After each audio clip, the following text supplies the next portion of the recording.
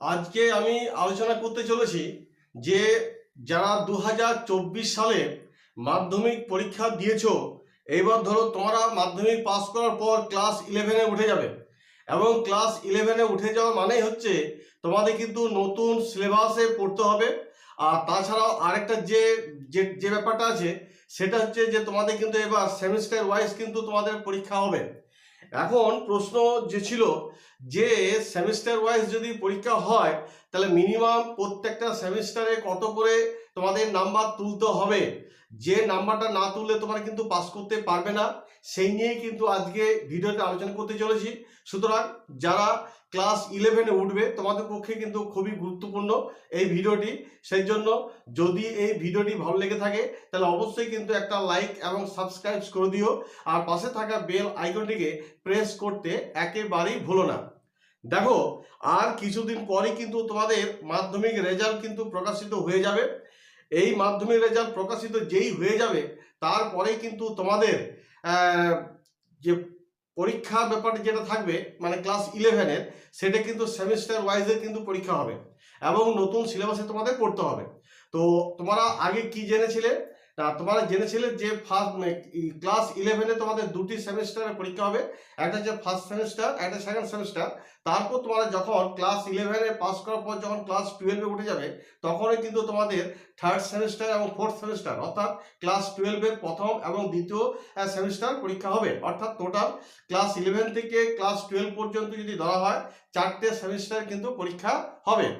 আমরা প্রথমে যেটা জানছিলাম বা শিক্ষা দপ্তর থেকে যেটা বলা হয়েছিল যে প্রথম ক্লাস 11-এ যদি প্রথম সেমিস্টার তোমার পরীক্ষা ভালো হোক বা না হোক, যতই কম নাম্বার পাও আর যাই নাম্বার পাও না কেন, তুমি যদি দ্বিতীয় সেমিস্টারে তুমি যদি ভালো যদি নাম্বার তুলতে পারো তাহলে কিন্তু পাস করে যাবে, এরকম একটা ব্যাপার ছিল।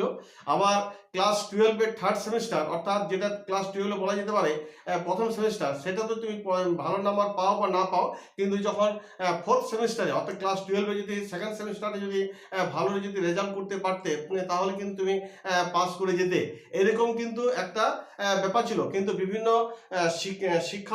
শিক্ষা দপ্তরই বলো বা শিক্ষা মহল থেকে বলো, এটা কিন্তু একটা অবজেকশন এলো যে এরকম যদি হয় যে প্রথম সেমিস্টার এবং থার্ড সেমিস্টার পরীক্ষা ভালো হোক বা না হোক, তাতে দ্বিতীয় সেমিস্টার এবং ফোর্থ সেমিস্টার একটু ভালো পরীক্ষা দিলে পাস করে যাবে, এটা কিন্তু ঠিক নয়। যার ফলে এটা যদি হয় তাহলে প্রত্যেকটা সেমিস্টারে কিন্তু মানে পরীক্ষা দেওয়ার গুরুত্বটা অনেকটা কমে যাবে। সেই জন্য বোর্ড থেকে সিদ্ধান্ত নেওয়া হয়েছে যে তোমাদের কিন্তু প্রত্যেকটা সেমিস্টারে কিন্তু পাস করতে হবে। ক্লাস 11-এ যে দুটি সেমিস্টার হবে সেই দুটি সেমিস্টারও পাস করতে হবে এবং ক্লাস 12-এ যে দুটো সেমিস্টার হবে থার্ড সেমিস্টার ফোর্থ সেমিস্টার, সেগুলো কিন্তু তোমাদের পাস করতে হবে। এবার প্রশ্ন হচ্ছে যে কত নাম্বার মিনিমাম তুললে পরে তোমরা কিন্তু পাস করবে।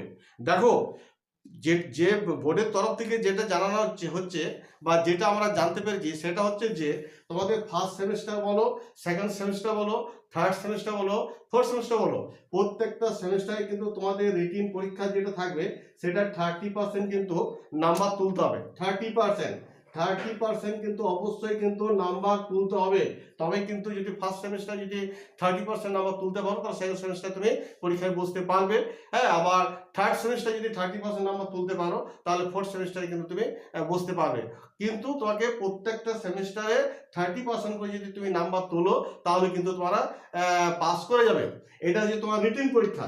এইবার তোমাদের যেটা প্র্যাকটিক্যাল থাকবে অর্থাৎ বলা যেতে পারে যেটা তোমাদের ধরো প্রজেক্ট থাকবে, সেই প্রজেক্ট যত নাম্বার পরীক্ষা থাকবে প্রত্যেকটা প্রজেক্টেও কিন্তু তোমাদের 30% করে নাম্বার তুলতে হবে।